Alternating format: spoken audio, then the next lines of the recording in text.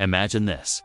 Thousands of U.S. military veterans march on Washington, not to fight a foreign enemy, but to demand money they're owed. And the U.S. government responds by sending tanks, cavalry, and tear gas led by the Army against them. This is the true story of when America invaded itself. In the summer of 1932, the United States was in crisis.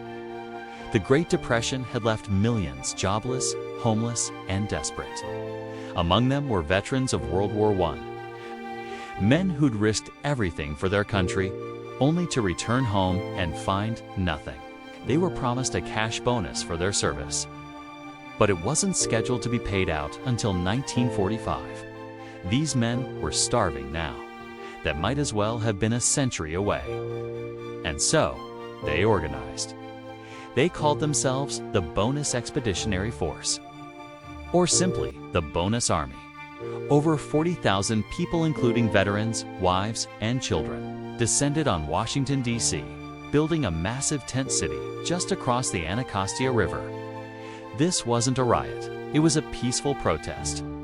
They wanted Congress to pass a bill to release their bonuses early. Money that could mean the difference between life and death. At first, the government wasn't sure what to do. These weren't criminals or radicals, they were American soldiers. Congress debated. President Herbert Hoover remained cold. And then, the bill to pay the bonus early failed in the Senate. That's when the mood shifted. Most of the veterans accepted the defeat and left, but around 10,000 stayed behind, hoping for a change of heart. Instead, they got bulldozed. On July 28, 1932, Hoover gave the order, clear out the camps, but he didn't send police. He sent the U.S. Army tanks, cavalry, infantry, even chemical weapons.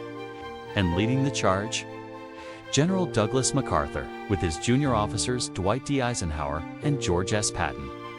That's right, the future heroes of World War II were deployed against their fellow Americans. As the Army advanced, they used bayonets, clubs, and tear gas. Shacks were set on fire. Families were forced out at gunpoint. A 12-week-old baby would later die from the gas. The nation watched in horror. Public opinion turned sharply against Hoover. Newspapers called it a national disgrace. The images of burning camps and soldiers in gas masks became seared into public memory. Americans couldn't believe their government had attacked unarmed veterans in the heart of the Capitol. Hoover defended the action, claiming radicals had infiltrated the Bonus Army. But the damage was done, and when election time came just months later, Hoover was obliterated. Franklin D. Roosevelt swept into office in a landslide. Now here's the twist. Roosevelt didn't support paying the bonuses early either. But he did something different. He offered the veterans jobs.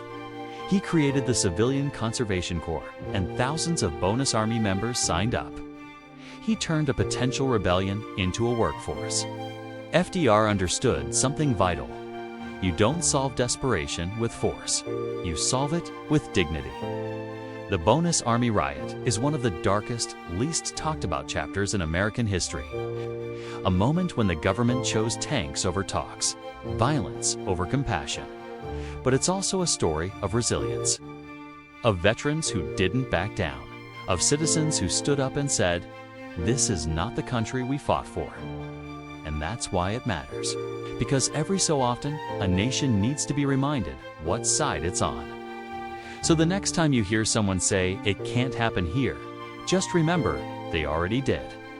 If you found this story as shocking as we did, hit that like button, drop a comment with your thoughts, and subscribe for more history facts.